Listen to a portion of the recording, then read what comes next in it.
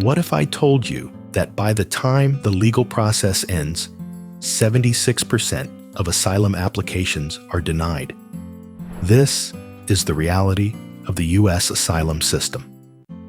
We've all heard the myth that millions are flooding across the border using asylum as a convenient loophole to skip the line for jobs.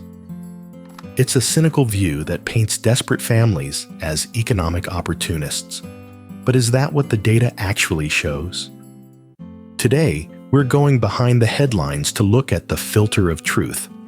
We'll discover, is the U.S. screening process actually working? Why are some nationalities granted asylum at nearly 80% while others are rejected almost entirely? And wait until you see the final numbers. Are these families really a drain on our system? Or are they actually the ones paying for our roads and schools? Stick around, because the answer might change how you see the border forever. Just a quick reminder, if you appreciate this in-depth content, please take a moment to like and subscribe. It helps us bring you more. Now, on with the story. To understand the truth, we have to look at the filter. U.S. law isn't a suggestion, it's a strict barrier. To even get a foot in the door, you must prove a well-founded fear of persecution, based on very specific categories like race or political opinion. If the vetting process determines you are moving exclusively for a better paycheck, your case is over. In fact, under laws reinforced in early 2025, if you lie about your motives, you don't just get sent home. You can be permanently barred from ever entering the U.S. again. Ask yourself, would you risk a lifetime ban just for a temporary job? Let us know in the comments. Do you think the penalty for lying should be even stricter? But wait, if the system is so strict, why are so many people still coming? Because for millions, the alternative is death. Global data from 2024 shows a record 123.2 million people are fleeing persecution, conflict, and violence. This isn't a distant problem, it's at our door. In fiscal year 2024, U.S. officials conducted thousands of screenings, and for 58% of those people, the fear was found to be credible.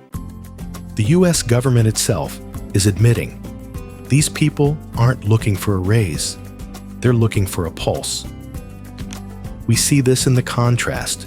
Venezuelans, fleeing a brutal socialist dictatorship where the state uses terrorism to silence dissent, have a grant rate of 77.2%. Meanwhile, for countries where motives are mostly economic, like Mexico, the grant rate drops to just 16.6%.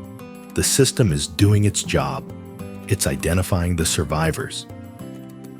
Now, let's talk about that massive backlog.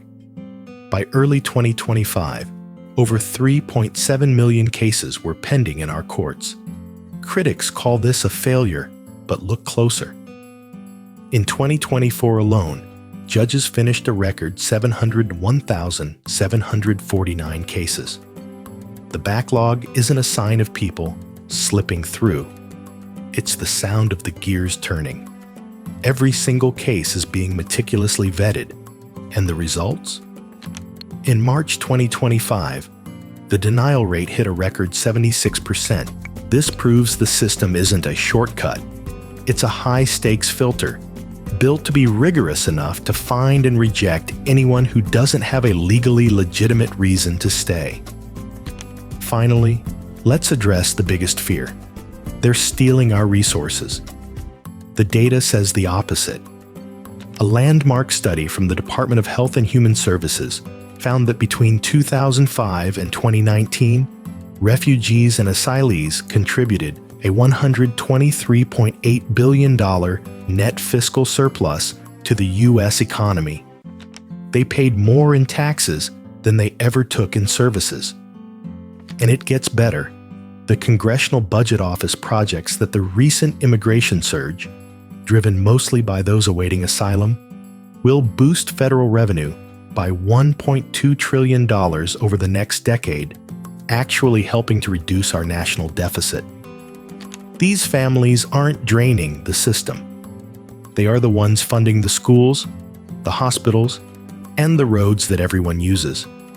So, does the myth that asylum seekers are just coming for jobs hold up?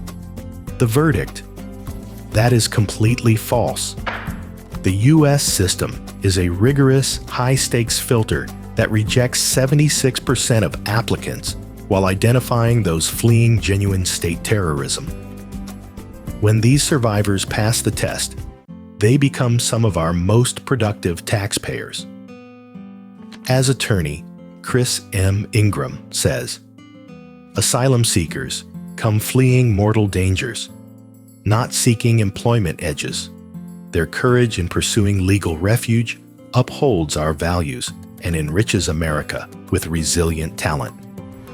In this video series, attorney Chris M. Ingram and his team are debunking false narratives to raise awareness about the positive impact immigrants have always had on making America great. We'd love to read your thoughts in the comments below, so stay tuned for our next video where we take on another immigration myth.